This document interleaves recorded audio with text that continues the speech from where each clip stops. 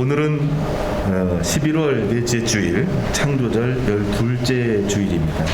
창조절로서는 맨 마지막 주일이 되겠습니다. 창조에 관해서 9월 첫 주부터 함께 묵상해 왔는데, 창조란 무엇인가? 우리가 말씀으로 묵상할 필요가 있습니다. 창조는 무에서 유를 만드시는 것이기도 하지만, 창조의 목적을 이뤘을 때에 창조 질서가 회복되는 것이기도 합니다. 창조는 하나님의 말씀과 섭리대로 번성번창 생육했지만, 인간의 탐욕으로 무너진 하나님의 창조 질서의 회복이라고 하는 구원사적인 의미도 그 안에 들어있는 것입니다. 그렇기 때문에 성경을 보면 창조 이야기가 나오고 있고, 동시에 구원에 관한 이야기가 나오고 있는 것입니다. 주님이 가르쳐 주신 기도에도 뜻이 하늘에서 이루신 것처럼 땅에서도 이루어지리이다. 이 말씀은 창조에 관한 말씀이기도 하고, 동시에 구원에 관한 말씀이 그 안에 들어있는 것입니다. 창조는 하늘에서 땅으로 사람을 통해서 생육하는 것이요, 구원은 땅에서 하늘로 들림받는 것입니다. 하나님은 타락한 세상을 심판하려고 하셨지만, 하나님을 경외하는 자들을 통하여 구원의 계획을 펼쳐 가십니다. 심지어는 당신의 아들 예수 그리스도를 이 땅에 보내셔서 하나님 당신의 구원의 계획을 이루셨고 완결하셨습니다. 오늘 시편 기자의 이 고백을 말씀의 주제로 삼았는데요, 이 말씀에 근거해서 세 가지 본문을 우리 말씀으로 함께 나누도록 하겠습니다. 오늘 이강현 청년이 봉독한 하나님의 말씀은 창세기 6장 5절에 나와 있는 말씀인데요, 하나님이 세상의 죄악이 너무나도 심각해서 한탄하사 심판하시려고 하실 때에 노아를 통하여 새로운 계약을 세우시는 말씀입니다. 마태복음 7장 9절에 나와 있는 말씀은 하나님 말씀보다 인간 전통을 중시하는 바리새인들을 향해서 입으로 들어가는 것은 더러운 것이 없으나 입에서 나오는 것이 더러움으로 우리 모두가 다 하나님 앞에 무릎을 꿇지 않으면 안 된다 라는 주님의 말씀이 두 번째 말씀이요. 로마서 1장 18절에 나와 있는 말씀을 보게 되면 스스로 지혜 있다 하는 모든 사람들은 어리석은 사람이기 때문에 우리가 그 어리석음을 분명하게 아는 것이 필요하고, 하나님의 형상을 동물 우상으로 바꾼 인간을 내버려 두시는 이유는 하나님 앞에 진정으로 무릎 꿇는 자가 누구인가를 분별하시기 위함이다 라는 이 사도 바울의 메시지가 오늘 세 번째 주시는 말씀이 됩니다. 오늘 창조절 마지막 주일 우리에게 주신 하나님의 말씀은 이러한 모든 내용을 담아서 시편 기자 다윗이 하나님 앞에 고백하고 모든 만민들 앞에 선포했던 말씀인데요, 먼저 우리를 지으신 여호와 앞에 무릎을 꿇읍시다. 우리를 지으신 여호와께 무릎을 꿇읍시다. 이 말씀을 오늘 말씀으로 묵상하려고 합니다. 첫 번째로 우리는 하나님이 지으신 자녀 백성임을 절대로 잊어서는 안 되겠습니다. 하나님은 인간을 아름답게 지으셨습니다만 인간은 자신의 탐욕 때문에 아름답지를 못했습니다.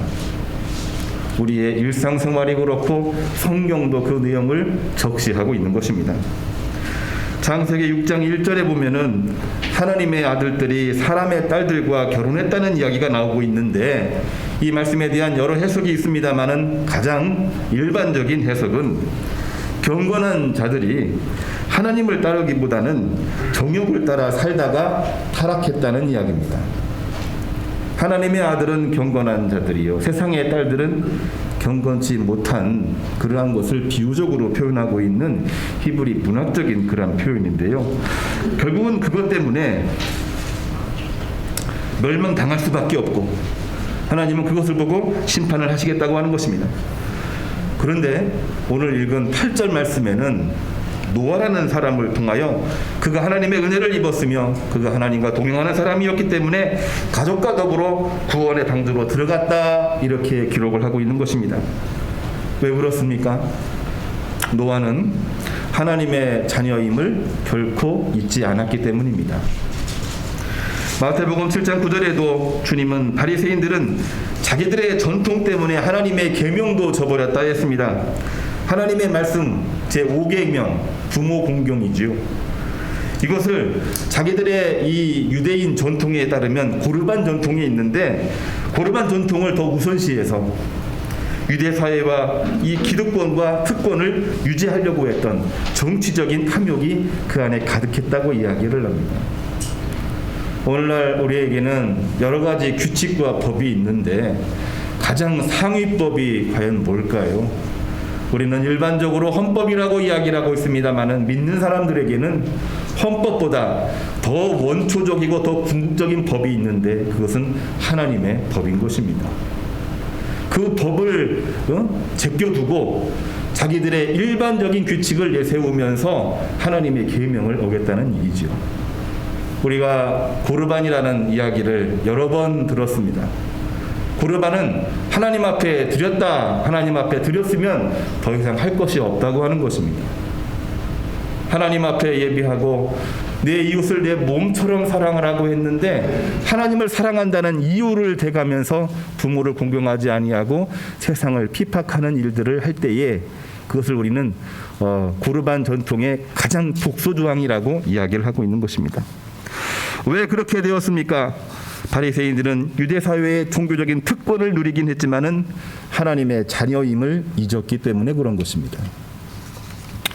로마서 1장 8절에 나와 있는 말씀도 사도 바울이 로마 교회 성도들에게 이렇게 말합니다. 하나님의 말씀보다 정욕 따라 헬라 철학과 제우스 우상 숭배를 숭배하던 그러한 시기에 그들을 내버려 두신 이유는 진정한 하나님의 자녀가 누구인지를 지켜보시기 위함이다. 이렇게 말하고 있는 것입니다. 하나님의 백성, 하나님의 자녀가 과연 무엇입니까? 우리는 매일같이 하나님의 자녀요, 하나님의 백성이요 이렇게 말을 하고 있는데 하나님의 자녀, 하나님의 백성 과연 무엇을 말하고 있는 겁니까? 갈라디아서 3장 23절을 보면은 믿음이 오기 전에는 율법 아래에 있었고 믿음의 때까지 갇혀 있었다 했습니다. 25절을 보면은 믿음이 온 이후에는 몽학선생하에 있지 않고 율법에 있지 아니하고 너희가 다 믿음으로 말미암아 그리스도 예수 안에서 하나님의 아들이 되었다 이렇게 말하고 있는 것입니다. 하나님의 자녀는 종의 신분이 아니라 아들의 신분, 자녀의 신분임을 분명하게 말해주고 있는 말씀입니다. 요한복음 1장 12절을 보면은 영접하는 자, 곧 그 이름을 믿는 자들에게는 하나님의 자녀가 되는 권세를 주셨다 이렇게 기록하고 있습니다. 13절에 이에 대한 해석을 하고 있는데요. 이것은 혈통으로나 육적으로나 사람의 뜻으로 나지 아니하고 오직 하나님께로부터 난 자들이다. 이렇게 기록하고 있는 것입니다. 하나님께로부터 난 자들은 어떻게 살아야 될까요? 로마서 8장 13절을 보면 너희가 육신대로 살면 반드시 죽을 것이로되 영으로서 몸과 행실을 죽이면 반드시 살 것이다. 이런 말씀을 분명하게 기록을 하고 있는 것입니다. 무릇 하나님의 영으로 인도받는 사람은 곧 하나님의 아들이라고 말하고 있는 것입니다. 우리가 오늘 세 가지 본문을 읽었습니다. 노아 시대에는 인간의 과시욕 때문에 하나님의 자녀의 신분을 잃어버렸습니다. 주님의 시대에는 바리새인들의 정치욕 때문에 하나님의 자녀 신분을 잃어버렸습니다. 선교 시대에는 출세욕 때문에 하나님의 자녀의 신분을 잃어버린 것입니다.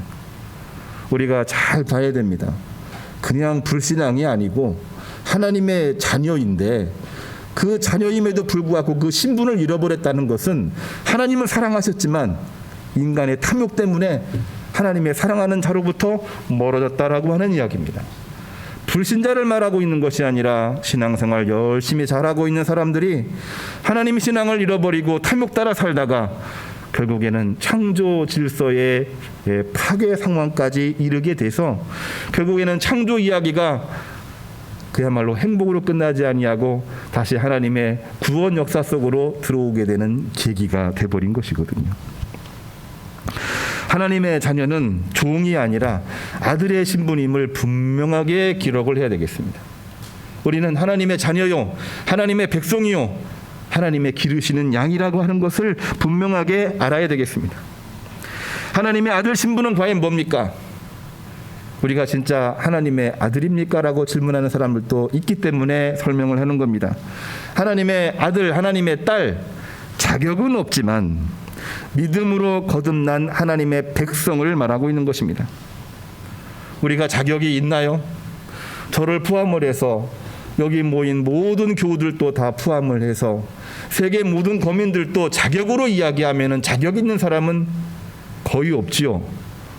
한 명도 없습니다. 그러나 그러한 이 자격이 없음에도 불구하고 하나님을 믿음으로 바라보고 하나님을 의뢰할 때에 하나님은 의롭다 인정을 해주셨고 하나님의 자녀가 되는 권세를 일일이 저와 여러분에게 부여해 주신 것입니다. 그거를 알고 사는 사람은 매일같이 하나님 바라보고 땅에서도 그야말로 하나님의 말씀대로 내 이웃을 내 몸처럼 사랑하는 마음을 가지고 살아가는데 그것을 잊어버리면 하나님 백성, 하나님의 자녀의 신분을 잃어버리는 것과 똑같은 것입니다. 갈라디아서 5장 25절을 보면 우리가 성령으로 살면 또한 성령으로 행할지니라 이렇게 말했습니다. 믿음의 족보를 이야기할 때가 많습니다. 우리 믿음의 족보 있나요? 우리가 족보를 이야기할 때에 대부분 자기의 가문과 자기들의 여러 가지 출신 성분을 내세울 때가 참으로 많습니다. 그러나 이 족보라고 하는 것은 내세우는 것이 목적이 아니고 하나님의 자녀라고 하는 족보를 가지고 분명하게 살아야 된다는 얘기입니다. 하나님의 자녀라는 족보가 과연 뭐냐? 나는 하나님의 자녀이다. 나는 하나님의 백성이다. 자격은 없었지만 하나님으로부터 의롭다 인정을 받고 오늘 내가 살고 있고 내가 갈 곳이 분명하게 있다고 하는 그러한 믿음을 가지고 살아가는 것입니다. 노아가 그렇게 살려고 몸부림을 쳤고 주님의 제자들이 주님으로부터 그러한 배움을 받았고 그 뒤를 이어서 모든 사도들이 그 믿음을 가지고 몸부림치며 땅끝까지 이르러 복음을 증거했던 것이 성경에 기록되어 있는 위대한 사건이 되는 것입니다.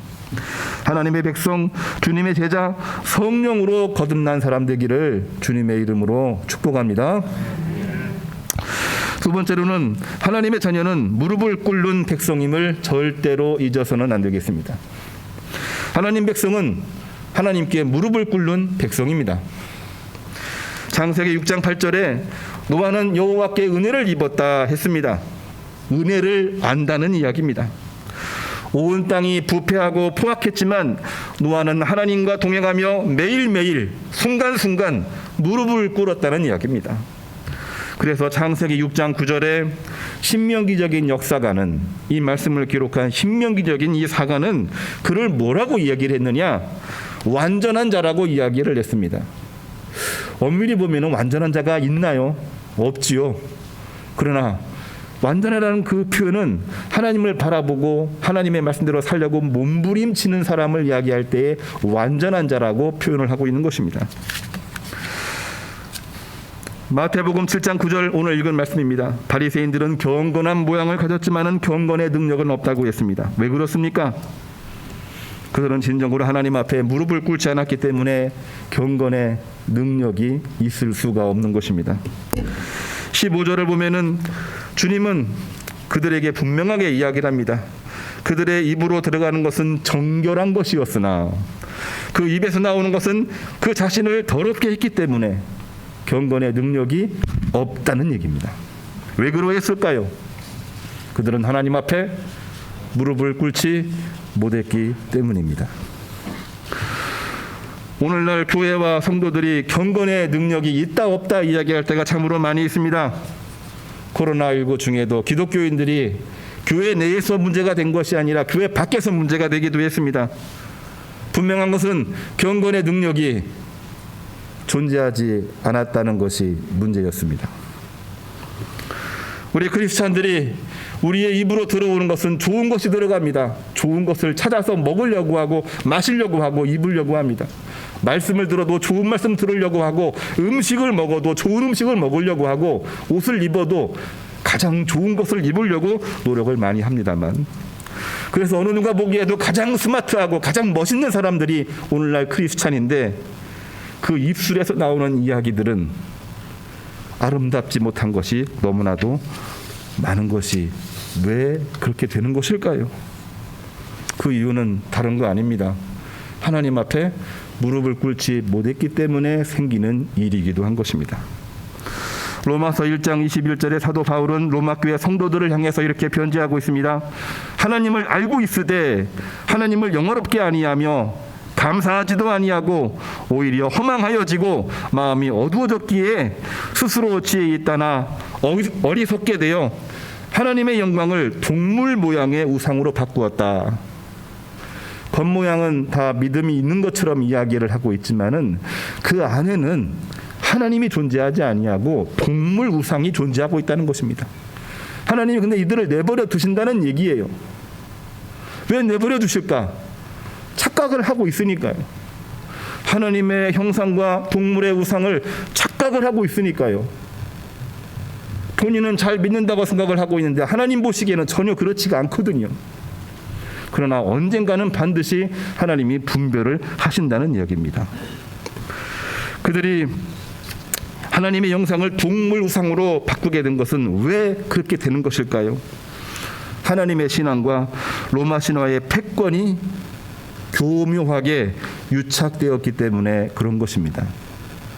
우리가 신앙생활을 이야기를 하면은 하나님을 바라봐야 되고 하나님을 바라보면은 하나님 앞에 늘 매일 무릎을 꿇어야 되거든요.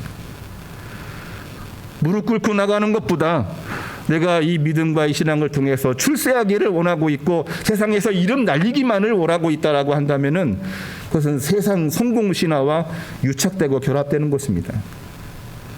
우리의 믿음은 하나님께 향해 있는 것이고 하나님 앞에 무릎을 꿇어야 되는데 그것을 잊어버린다고 한다면은 그 믿음은 하나님의 형상이 아니라 동물 우상으로 순식간에 변화되는 것이지요.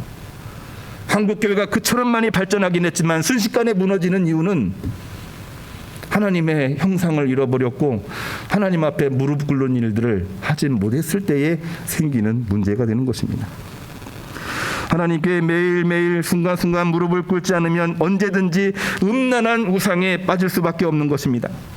음란한 우상에 빠지면 하나님께 무릎을 꿇는 것인지 우상에게 무릎을 꿇는지 분별하지를 못합니다. 결국 뒤늦게 모든 것이 무너진 후에야 깨닫게 되는 거죠. 아, 내가 잘못 믿었구나. 이건 하나님 신앙이 아니라 내 개인적인 신앙이네. 뒤늦게 깨닫고 돌아오면 감사한 일인데 뒤늦게까지도 깨닫지 못하는 사람들이 있다고 하는 것이 문제인 것입니다. 코로나19로 힘겨워하는 어떤 성도님과 전화 통화를 한 적이 있습니다. 목사님, 요즘 내가 하나님께 벌 받는 것 같아요. 저도 깊은 공감이 있었기 때문에 동의하면서 말을 했습니다. 성도님, 저도 벌 받는 것 같아요. 아니, 모든 세상 사람들이 벌 받는 것 같아요. 여러 손해로 억울하기도 하고 불가항력적인 것들이 많이 있을 텐데 대화 속의 내용을 들어보게 되면 회개하는 마음을 갖고 있는 것이 보이지 않습니까? 이 얼마나 대단한 일인가요? 저는 그분에게 감사를 했고 저도 저 자신에게 말할 수 있는 내용이 있기 때문에 얼마나 큰 감동이 됐는지 알 수가 없습니다. 오늘날 대부분의 사람들이 본인이 받은 피해만 생각하지 상대방에게 피해 입힌 것을 생각하지 못하기 때문에 싸움이 발생하고 그 싸움이 커져서 전쟁까지도 가는 거 아닙니까? 코로나19 시국에 아주 특별한 점이 있다고 한다면은 감염되는 순간 피해자이지만 감염되는 순간 동시에 가해자가 되고 있다고 하는 것이 아주 특별한 점입니다. 우리가 이미 여러 번 이야기했던 내용입니다. 피해만 강조하면서 보상과 배상만을 요구했는데 코로나19는 가해자가 되기 때문에 우리의 입술을 다 잠가버립니다. 뿐만이 아니라 자기 자신을 성찰하게 만드는 것이 코로나19의 상황 가운데 나오고 있는 특별한 점이지요. 미국도 중국도 러시아도 일본도 아니 유럽도 코로나 팬데믹으로 사정없이 무너지고 있습니다. 무소불위의 권력자 트럼프 대통령도 코로나19로 무너졌습니다. 핵무기로 패권을 휘둘렀던 김정은 위원장도 잠잠해졌습니다. 이거 아니면 안 될 거라고 생각을 하고 무소불위의 권력으로 핵무기 패권으로 세계를 호령하고 막 그랬지만은 그렇게 큰 소리치던 모든 사람들이 다 잠잠해졌습니다. 이러한 상황을 어떻게 우리가 해석을 해내야 될까요? 피해자라고 지금까지 쭉 이야기만 해왔는데 피해자라고 이야기만 하면은 뭐든지 될 줄 알았는데 되는 것이 없습니다. 왜? 피해자임과 동시에 가해자가 돼버리기 때문이죠. 피해자인 동시에 가해자임을 자각하고 있는 과정이 아닐까요? 이것은 믿는 사람들이나 믿지 않는 사람들이나 아니 세상의 모든 피조물들이 창조주 하나님께 무릎을 꿇어야 한다는 메시지가 아닐까요? 하나님 앞에 무릎을 꿇지 아니하고는 이 문제 해결할 수가 없는 것입니다. 오늘날 우리는 하나님께 무릎을 꿇고 있습니까? 무릎을 꿇는다는 것은 과연 무엇을 말하고 있는 것입니까? 오늘 주신 말씀처럼 노아처럼 어떠한 일, 어떠한 상황, 어떠한 장소에서도 우리를 지으신 여호와 하나님 앞에 예배하는 사람들입니다.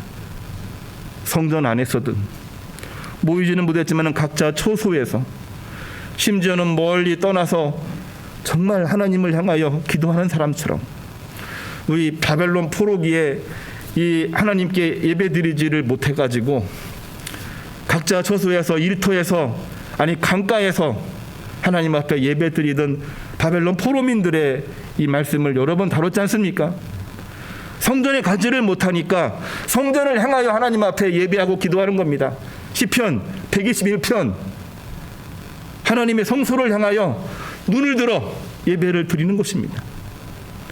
그런 마음을 가질 때 포로에서 해방이 되는 역사가 일어나는 것이고 그러한 일 중에서도 하나님은 노아를 통하여 다시 이 세계를 구원하시기 위한 새로운 언약을 마련해 주시고 있는 것입니다.